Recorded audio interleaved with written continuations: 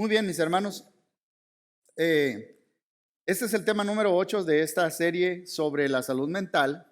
Y hoy vamos a hablar sobre la ansiedad. Y como el tema es, todos esos temas son muy pesados, voy a empezar con algo de liviandad. ¿Ok? Vi un texto que mandó un padre que estaba en un chat. ¿Qué es un chat? Nunca chat. Un chat es una charla, ¿verdad? Usted está en un grupo y se mandan textos y se reciben textos. Y este papá escribió un texto que me llamó la atención. Ahí va a estar en la pantalla. Dice: no puedo con la presión de siempre tener que LOL, laughing out loud, o de darle un like o de mandar un corazoncito en cada pensamiento, cada foto, cada texto, cada video. Para todos en el futuro, todos me gustan, me reí de ellos. O no me gustaron, a menos que sea malo, entonces no me gusta, pero esto es para siempre. No puedo vivir con esta presión, me salgo del grupo. Eso es ansiedad de grupos de chat. Esa es la ansiedad de grupo de chat. Bien, dijimos al empezar toda esta serie, mis hermanos, que queríamos hacer 3 cosas con esta serie. Teníamos 3 metas. Una de esas metas es quitar el estigma del tema de la salud mental. Cómo hay un estigma de que al psicólogo nada más van los que están mal, etc. Hay gente que tenía malos conceptos y estamos hablando, hemos tratado de quitar todos esos malos estigmas. Número 2, queríamos fomentar la compasión en nuestra iglesia por todos aquellos que batallamos con la salud mental. Y número 3, animar y ayudar a aquellos que luchan con su salud mental. Ahora, hablando de la ansiedad, hay un pasaje muy claro. Por ejemplo, antes de esto, hablar de la ansiedad crónica o la enfermedad crónica de ansiedad es lo que más afecta a las personas en nuestra era en cuanto a la salud mental. El autor Frederick Backman escribe en su novela Personas ansiosas. Él dice lo siguiente. Dice: creo que la mayoría recibiría más simpatía de sus colegas y jefes o supervisores en el trabajo si el lunes llegan a trabajar con un mal aspecto y dicen tengo resaca, en vez de decir estoy sufriendo de ansiedad. Los tratan con más compasión. Y mis hermanos, esto es algo terrible. Ahora, según la Asociación Americana de Ansiedad y Depresión, los desórdenes de ansiedad afectan a 40 millones de personas en Estados Unidos. 40 millones de personas. Esto es 19% de la población mayor de 18 años. Pero los que son menores de 18 años, el porcentaje es todavía más alto, es 39% de personas que sufren con ansiedad. Ahora, esos números, si ustedes recuerdan, hace varios meses atrás, tomamos una encuesta y los números, juntando todo el grupo hispano con los 3 campus que tenemos de nuestros hermanos anglosajones, de las 2,500 personas que tomaron esta encuesta, mis hermanos, 70% de nuestra iglesia reportó que han batallado con la ansiedad en los últimos 12 meses. Ahora, y si vemos en aquellos que tienen entre 20 y 29 años, 90% contestó que está batallando con la ansiedad en los últimos 12 meses. Ahora, esto es prolífico, está por todas partes. Ahora, quiero añadir un problema más. Hay algunos de ustedes que me están escuchando, que nos están viendo en línea. Les doy la más cordial bienvenida a todos los que nos ven en sus pantallas. Quizás crecieron en una iglesia donde se les decía: si estás ansioso, si tienes mucha ansiedad, eso es pecado, o eso es malo, o te falta fe. Y aparte de eso, terminamos sintiéndonos con más ansiedad, porque ahora sentimos un sentido de culpa. Y luego, como nos ve la gente, hasta vergüenza sentimos de estar teniendo problemas y de estar pasando ansiedad. Y me frustra saber que hayan estado algunas personas en un ambiente así. Eso le añade todavía más ansiedad, donde te decían que era falta de fe y sentías culpa y vergüenza y terminaste sintiéndote así.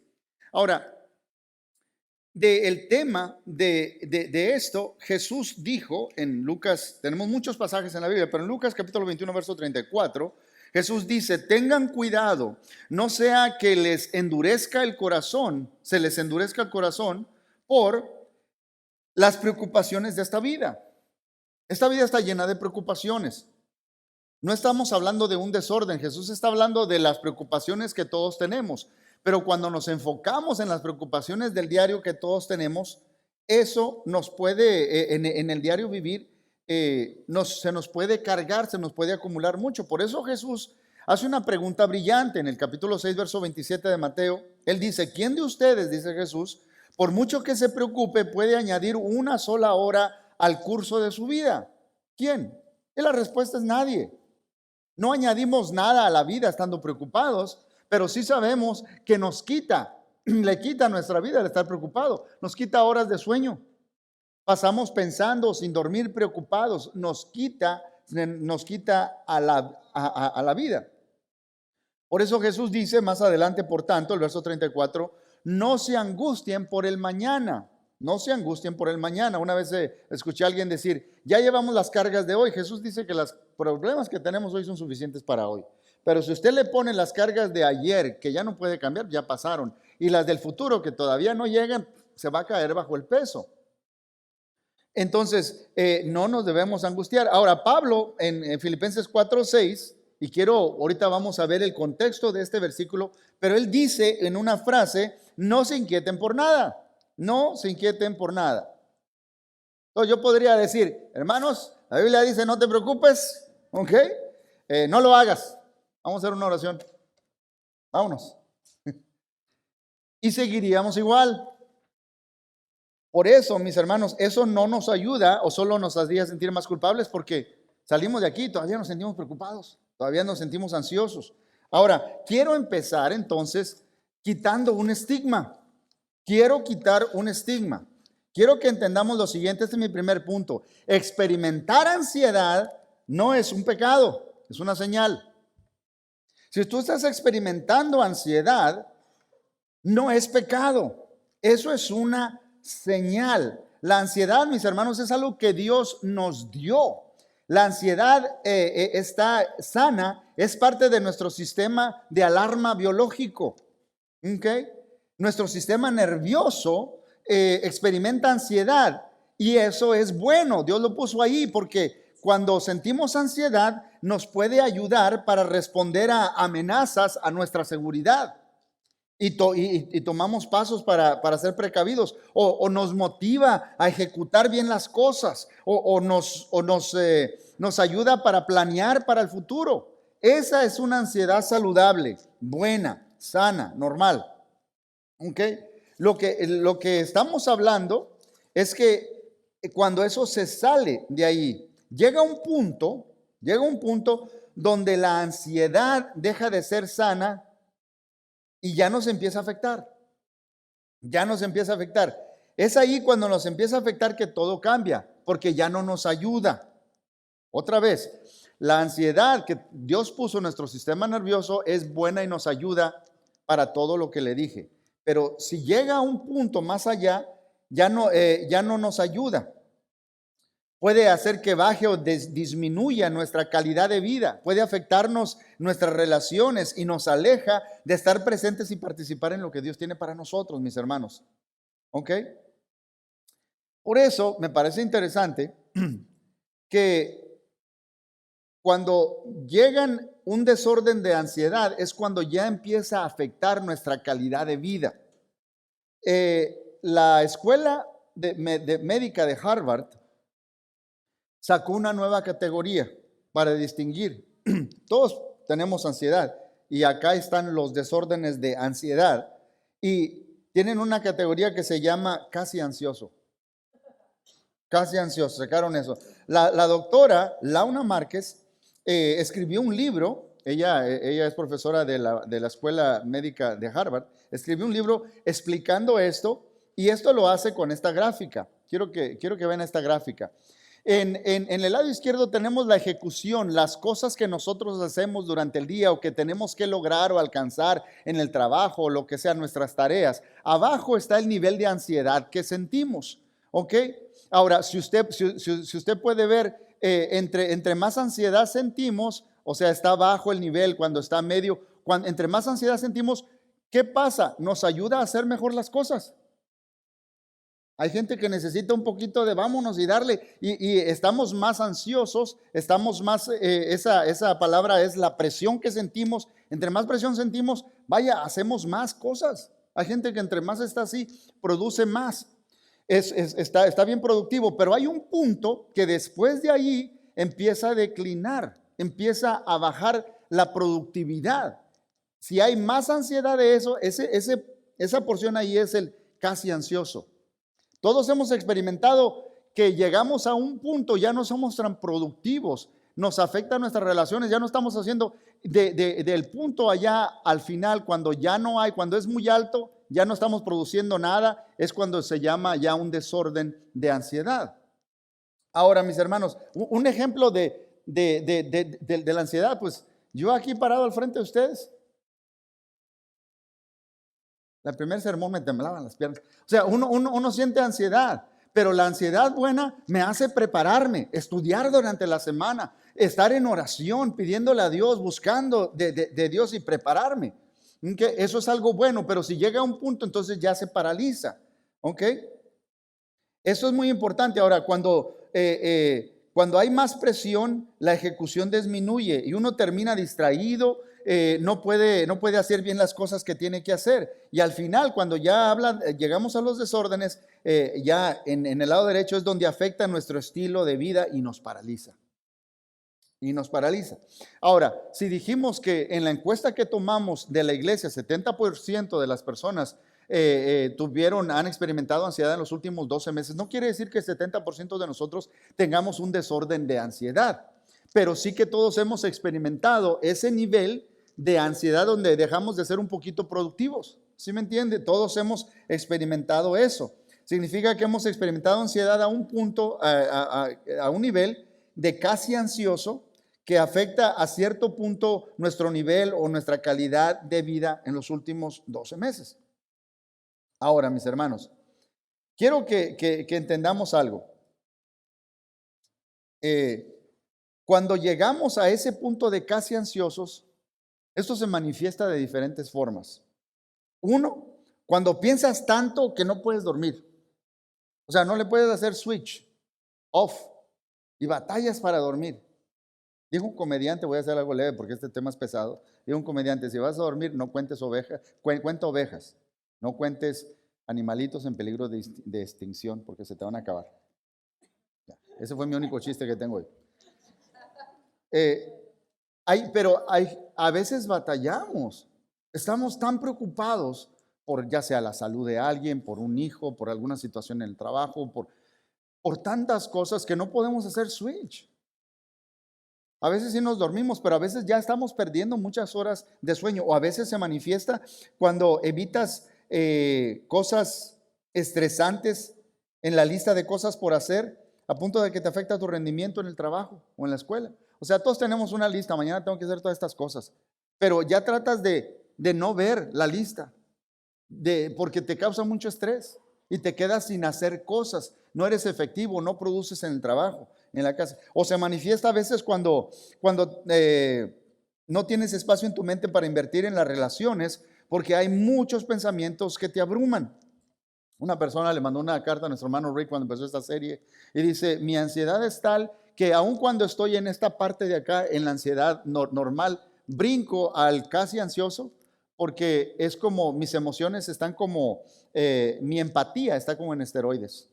Veo las noticias y me preocupo por todo lo que está pasando por los demás. Y mis hermanos, todo esto toma diferentes formas, pero el resultado es que nos sentimos cansados, nos sentimos cargados y nos sentimos aislados. Y tenemos un sentimiento de culpa y de vergüenza por sentirnos así. Ahora, quiero decirle lo siguiente, ¿okay? Donde más batallamos en la Biblia está llena de consejos para este tema. De los otros temas que hemos hablado, sobre la depresión, sobre pensamiento de suicidio, sobre todas esas cosas que hemos hablado, hay ejemplos aquí o allá. Pero en cuanto a la ansiedad, la Biblia desde Génesis a Apocalipsis está llena de que Dios nos habla de esto. De lo que más batallamos, Dios tiene mucho que decirnos. ¿Ok? Entonces le tengo buenas noticias. Ahora, por ejemplo, pasajes como Josué 1:9, dice la palabra de Dios, le dice Dios a Josué, no tengas miedo. No tengas miedo. Ahora, ¿cómo oímos nosotros esas palabras? No tengas miedo. No temas. No tengas miedo. A veces lo sentimos como un mandamiento. No tengas miedo. Y lo sentimos, lo sentimos así. Pero el punto es que Dios está con nosotros. Mire, cuando mi niño estaba pequeño, Josué, a veces había tormentas y nunca le ha pasado que con una tormenta, los rayos, los relámpagos, y ven las luces, los niños y no pueden dormir y se vienen corriendo hasta su cama. ¿Sí le ha pasado a usted? Yo no quiero que levante la mano si usted lo hacía, ¿verdad? No, va a decir, no, si sus niños lo hacen con usted, venían corriendo, se meten a la cama y tengo miedo. Cuando yo le decía a mi hijo Josué, no tengas miedo, yo no le estaba diciendo, váyase a su cama, sea hombrecito, aguántese.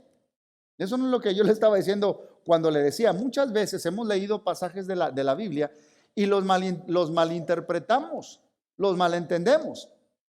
Pensamos que Dios tiene los brazos cruzados así y tiene el ceño unido ahí diciendo, hey, pórtese bien, o algo así. Pensamos que nos está regañando. Pero si vemos más adelante, en ese mismo versículo le dice Dios, no tengas miedo ni te desanimes. ¿Por qué? Porque el Señor tu Dios te acompañará donde quiera que vayas. Te acompañará donde quiera que vayas. Cuando mi hijo venía y yo le decía, no tengas miedo, yo no estaba con los brazos cruzados así enojado con él, váyase a su cama. No, cuando le decía no tengas miedo, le estaba diciendo, papi está aquí, papi está contigo. No temas, papi está aquí. Papi está aquí. Era una palabra, no tengas miedo, era una palabra de aseguranza, era una palabra de confianza, era una invitación, era una palabra de confort, lo que le estaba diciendo. Por eso, mis hermanos, el punto que quiero hacer con esto es que Dios dice que Él está con nosotros. Cuando nos dice no temas, Él nos está diciendo yo estoy contigo. Y Dios hace la diferencia. Aunque Jeremías dice Dios está conmigo como poderoso gigante. Yo sí le he dicho a ustedes que cuando yo era chiquito, mi hermano mayor me buscaba pleitos. Decía, mi carnalito con el tuyo, que se agarren a golpes. Y yo a veces veía al otro y está más grande, pero veía que mi hermano estaba aquí. Yo sí puedo. Y un día me quedó así, y volteé, ya no estaba mi hermano, se había ido con el hermano de él a platicar y ahí nos vemos. ¿Verdad?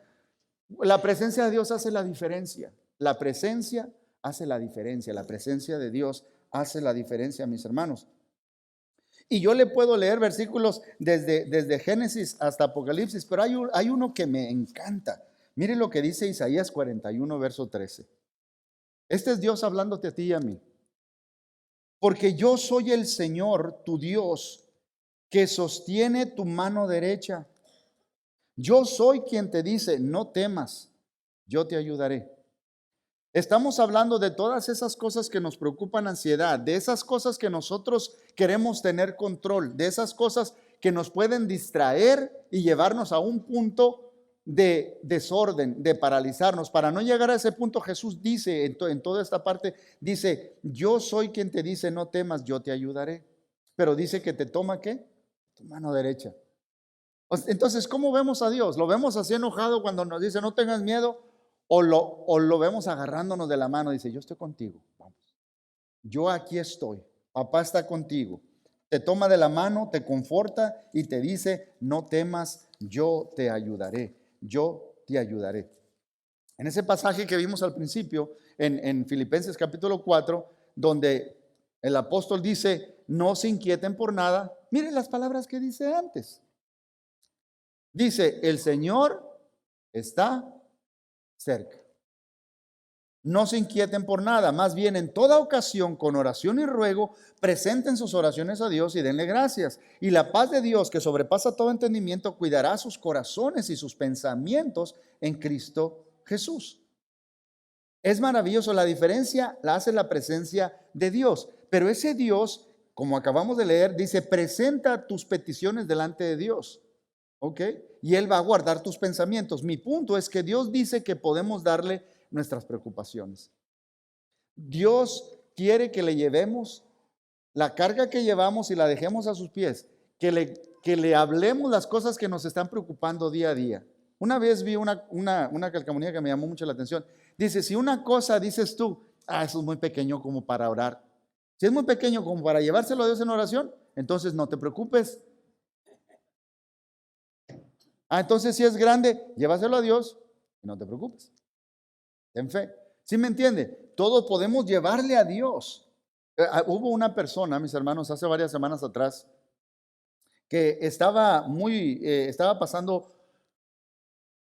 por una situación muy difícil, tanto que fue con el médico y empezó a tomar medicamento por la ansiedad que estaba pasando. Y dice, el medicamento me estaba provocando muchos efectos no buenos. Y una vez vino y escuchó un sermón y escuchó lo que dice 1 Pedro 5:7. Pero cuando lo escuchó fue un impacto tan grande que sintió que Dios le estaba hablando a él personalmente. Dice el apóstol Pedro, depositen todo en él, toda ansiedad, porque él cuida de ustedes. Deposítenlo. La palabra en griego es así como cuando tira la basura. Deposítelo, ten Señor, aquí te lo dejo. Y eso le ayudó en gran manera a través de todo lo que estaba pasando. Es como que Dios le estaba hablando personalmente. Mis hermanos, todos hemos sentido, vaya, 70% de esta congregación ha sentido esa parte donde ya no es efectivo y está en casi al borde, y quizás algunos pocos tienen un desorden de ansiedad, pero todos hemos batallado en esa área. Ahora, yo quiero decirte a ti, si tú has pasado por ansiedad y estás batallando con un desorden, o te la pasas en la última parte donde es simplemente es batallas para quedarte productivo porque te paraliza hasta cierto punto y a veces agarras otra vez y estás caminando y te ha sido muy difícil a ti que has orado. Si alguna vez has ido a alguna iglesia, alguna congregación donde te hicieron sentir culpable o te hicieron sentir que te faltaba fe o lo que sea, te pido disculpas por toda esa gente que te dijo eso. Quiero decirte que lo siento mucho.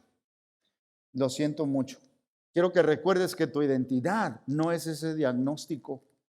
Tú eres un hijo de Dios, tú eres una hija de Dios y eres amado y amada por Dios. Y número dos, quiero decirte que Dios te ve y Dios se preocupa por ti. Dios sabe tu condición. Y tercero, quiero decirte lo que estamos tratando de hacer con toda esta serie, que no estás solo, no estás sola. Dios quiere ayudarte y a través de su pueblo aquí, la iglesia quiere ser de ayuda también. Quiere ser de ayuda también. Mis hermanos, yo no he pasado específicamente por un episodio de desorden, de ansiedad, pero conozco a una persona que quiere compartir o va a compartir con nosotros su episodio de ansiedad y quiero que le demos una cordial bienvenida a nuestra hermana Doris Tax.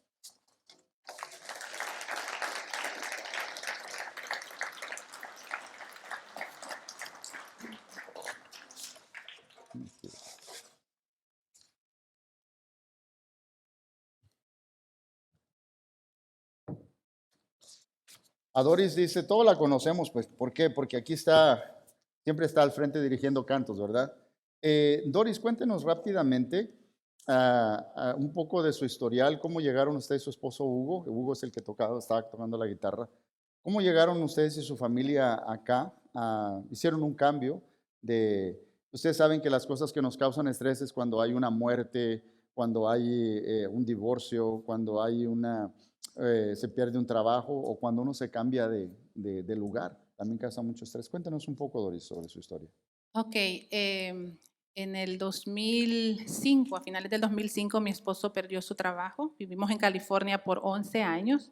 Nuestros 3 hijos nacieron en California y pues al final del 2005 mi esposo perdió su trabajo y por eso buscamos oportunidades en otro lado.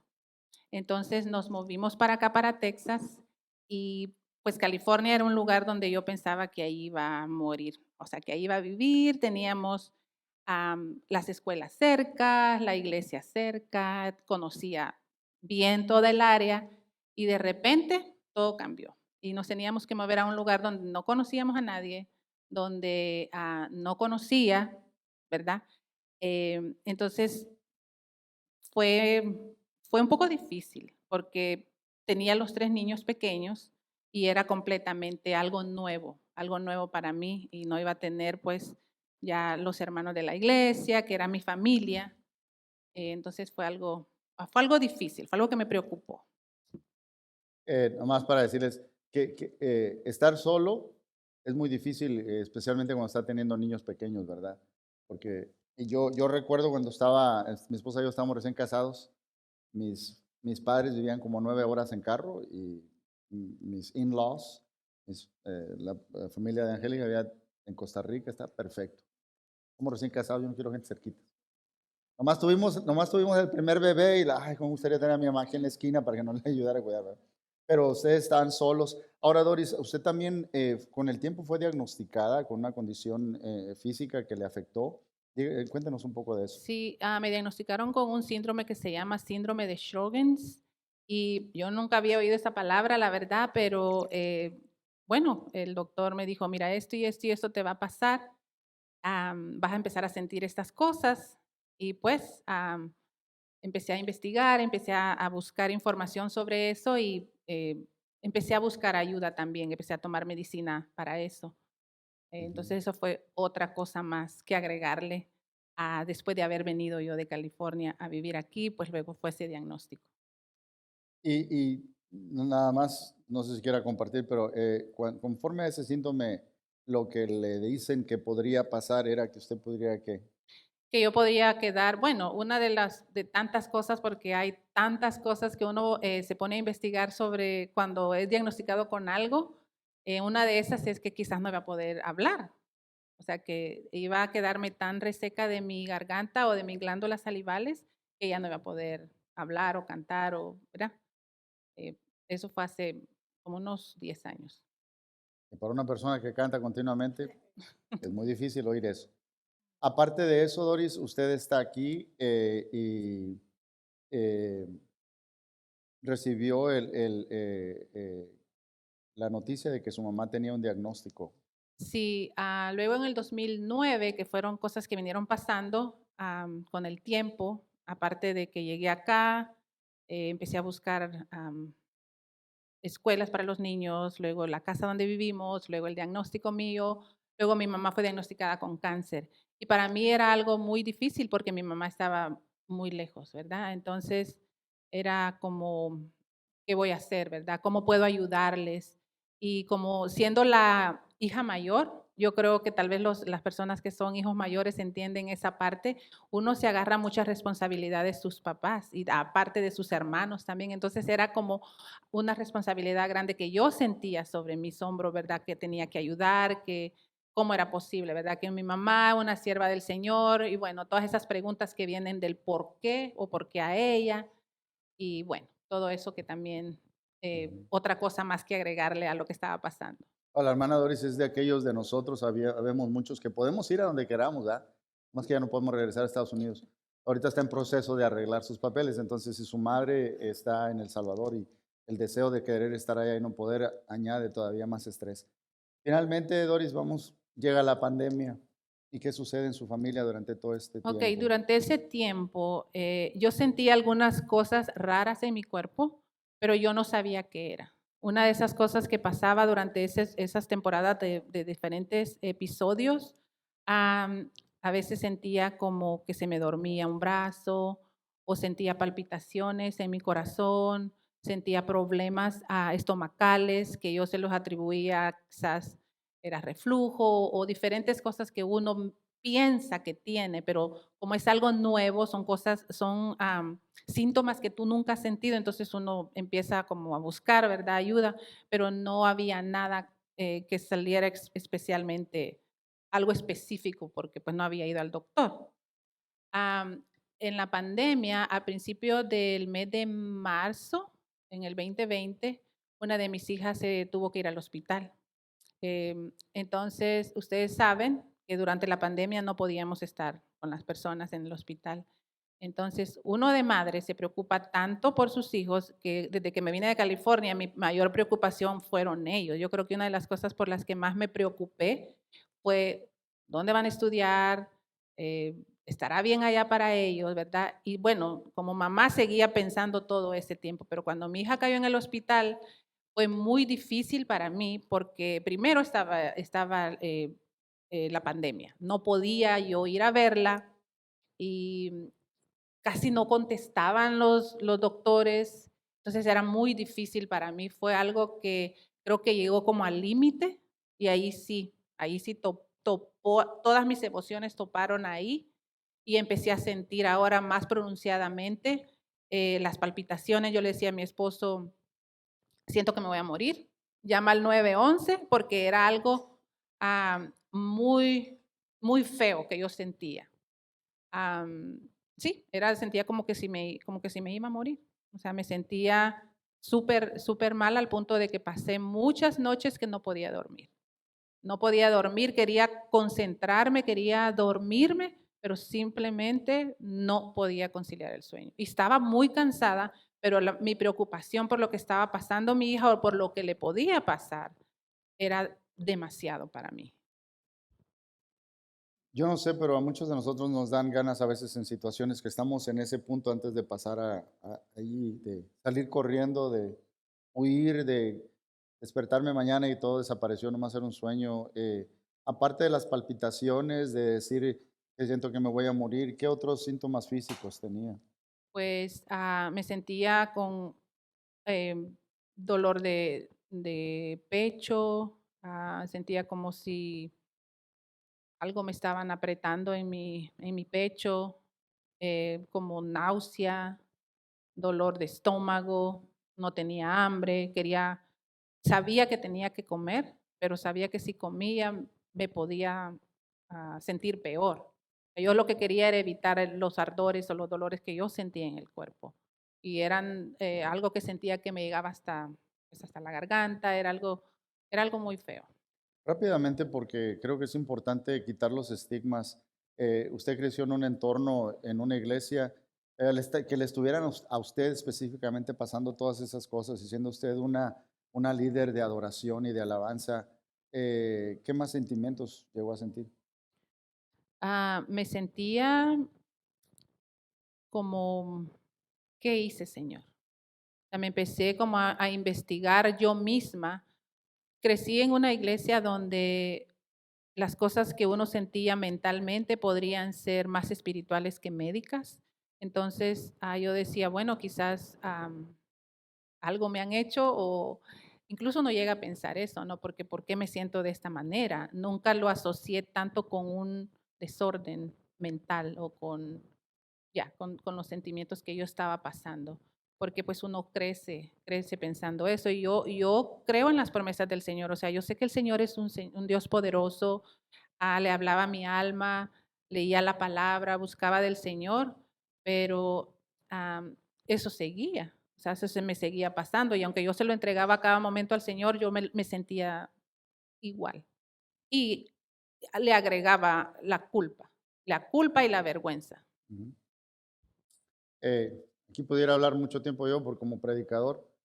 Por favor, si usted ve en la televisión, "Ah, te hicieron un trabajo que si usted está en Cristo, para los que están en Cristo, ninguna arma forjada contra ti va a prosperar. Aunque esta es la herencia de los hijos de Jehová. Eh, pero aparte de eso, uno siente, como usted está decía, todavía más culpa. Doris, ahora que llegó a ese punto, ¿cómo fue que fue saliendo de allí? ¿Cómo fue el camino hacia estar donde está ahora emocionalmente? Am, Estaba una vez en mi cuarto, recuerdo que estaba ya como lista para tirar la toalla, decía, ya me quiero ir de aquí, porque una de las otras cosas que sentía es que me quiero ir a un lugar donde nadie me conozca, donde no sepan lo que me está pasando. Y dije, bueno, señora, hasta aquí. Y estaba encendido un canal en la televisión y la hermana estaba hablando de diferentes cosas y entre esas era de que necesitamos el apoyo de los demás, que esta guerra, que puede ser espiritual, pero que también podemos buscar ayuda psicológica, podemos buscar medicina, tienes que hacer el intento de buscar ayuda, de llamar a alguien, porque muchas de las veces las cosas que nos impiden hablar es el sentimiento de culpa y de vergüenza. Entonces, por eso es que uno no toma como que la decisión de hablar y en vez de buscar ayuda, uno se aísla. Y eso es lo que estaba pasando conmigo, pues estábamos durante la pandemia también y pues era como que algo cómodo, ¿no? Pero el Señor puso en mi corazón, no puedes sola, esto es algo demasiado grande y tú tienes que buscar personas que te apoyen. Y no porque yo no sabía que teníamos personas, pero como usted dijo, ¿no? Parte de que uno está enfrente a veces, acá dirigiendo la alabanza, uno tiene ese sentimiento de vergüenza. Entonces, ese día yo creo que el Señor puso tanto eso en mi corazón y después de haber tenido como 10 días de no dormir, llamé a una hermana y esta hermana empezó a orar conmigo, empezó a leerme la palabra del Señor y desde ese día yo recuerdo que hubo una libertad. Yo esa noche dormí como no había dormido antes y fue esa decisión que yo tomé de buscar ayuda, porque muchas veces nosotros queremos que las personas adivinen lo que estamos pasando. O sea, las personas no van a adivinar lo que estás pasando si tú no vas y preguntas, ¿no? Entonces, esta hermana me dijo palabras de amor, me dijo que el Señor estaba conmigo, que iba a orar conmigo. Y aunque yo sabía que otras hermanas podían hacer lo mismo, es tan difícil tomar la decisión de llamar a alguien y de buscar ayuda en esa área. Y luego, anteriormente también había pasado, tengo el grupo de Madres Unidas, que es un grupo que yo le llamo mi lugar seguro, donde yo puedo hablar con ellas, donde ellas me entienden, donde reímos juntas, lloramos juntas, celebramos victorias juntas. Estuvieron conmigo durante mi hija estuvo en el hospital, la fueron a visitar aún en medio de cosas que estaban pasando, ellas llegaron ahí a verla y estuvieron conmigo todo ese tiempo, pero fue una decisión que yo tuve que tomar a pesar de cómo me sentía, porque cuando estaba con ellas era como eh, algo diferente sucedía. Ujú. Y otra cosa que hice fue también decir, ok, la palabra del Señor. La palabra del Señor me la devoraba. O sea, era algo que tenía que estar todo el tiempo leyendo la palabra del Señor. Y recuerdo muy bien a mi esposo también agarrando su guitarra y poniéndose a tocar porque él sabía que es lo que a mí me gusta hacer, adorar al Señor todo el tiempo. Entonces él agarraba la guitarra y aunque él sabía que quizá yo no tenía las fuerzas para cantar, cuando ya yo lo oía a él tocar, yo ya me iba y me unía con él. Entonces la adoración, la lectura de la palabra y la oración. Me acuerdo que me hice una lista de todos los versículos que hablaban de quién era yo en Cristo y de lo que yo tenía en Cristo. Y aunque yo tenía la Biblia, a veces era un poco difícil abrir la Biblia, entonces lo que hice fue que escribí todos los versículos en un cuaderno y me los repetía todos los días, todas las noches porque sabía que eso era lo que me alimentaba, además de ir a un profesional y bueno, ser diagnosticada con ansiedad y empezar a tomar medicina, que fue algo que también fue muy difícil para mí empezar a hacer. Pues fue algo difícil, pero ahora está usted en un lugar muy diferente. Sé que cuesta trabajo dar ese primer paso, pero usted lo hizo. eh, eh, eh, y eso es muy importante, muy importante. O sea, todas esas cosas que usted está hablando llegó hasta ese punto. No sé si recordarán, en la cuarta lección creo que fue, les di enseñanza que nos compartió un psicólogo acerca de la salud mental y él habló de la importancia de las conexiones con otras personas en este proceso que estamos pasando y la importancia de estar conectados. Ahora, dice la hermana Doris, yo tengo mi lugar seguro, tengo un grupo de mujeres que es confidencial, pueden orar conmigo, ayudarme y todos podemos tener eso. Yo quiero que la iglesia sea un lugar donde podamos tener eso. Incluso tenemos hoy con nosotros una psicóloga que siempre ha habido en esta serie, tenemos una psicóloga. Si necesitas hablar con alguien y hacer una cita para, bueno, yo no sé cómo diagnosticarme si estoy en el casi o si ya tengo el desorden, qué tan paralizado estoy o qué es lo que pasa, necesito que alguien me ayude. Hay ayuda, no estás solo. Eso es muy, pero muy importante. Así quiero que lo entendamos. Los invito a que cada vez que tengan una oportunidad, traen una carga, aquí siempre va a haber personas listas para orar. Esta es una casa de oración para orar por ti. Y también tenemos ayuda con psicólogos que nos pueden ayudar. A veces va a requerir de ir a ver a un profesional, como en el caso de la hermana Doris, o tomar algún medicamento, pero está en una mejor situación ahora de lo que estaba antes. Ahora es productiva, ahora maneja todo el nivel de estrés de una manera diferente. Ve el problema o todo lo que está pasando de una manera diferente. No sé si quiere concluir con eso, Doris. Y eso es lo que quería decir, ¿verdad? Que las situaciones en la vida siguen igual. O sea, los problemas siempre están, mis hijos andan pues solos, ya son adultos.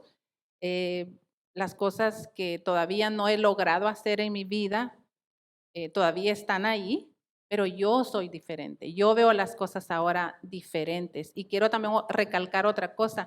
Otra de las cosas que me ayudó a mí fue estar sirviendo. Aunque yo sé que es muy difícil para muchos de los que estamos pasando por ansiedad, pero es dar ese paso extra de levantarte y empezar a servir, aunque tu cuerpo no lo quiera hacer. Servir para mí durante la pandemia fue un refrigerio. Entonces, estar sirviendo durante el tiempo que estás pasando por cosas difíciles también me ayudó, aparte, como dije, el grupo de madres, esta persona que siempre está hablando conmigo, me pregunta cómo estás, en qué te puedo ayudar, cómo puedo orar por ti. Am, la palabra del Señor, la oración, la adoración, el servicio y la comunidad. La comunidad, ¿verdad? Y eso, tomar el valor de decir lo que estás pasando, de buscar ayuda profesional, no porque el Señor no tenga poder para hacerlo, porque Él es todopoderoso y Él lo puede hacer. Pero si necesitas esa forma como el Señor va a trabajar en tu vida, entonces puedes también acudir a eso y no olvidar, ¿verdad? Este grupo, los grupos de apoyo que existen, buscar a una mujer, buscar a alguien, consejería, porque, como les digo, sí, o sea, sí, todos los días sigo trabajando con esto, sigo peleando con esto, pero ya yo no soy la misma, yo soy diferente. Los problemas siguen ahí, pero yo soy diferente. Amén. Vamos a darle un aplauso a nuestra hermana Doris.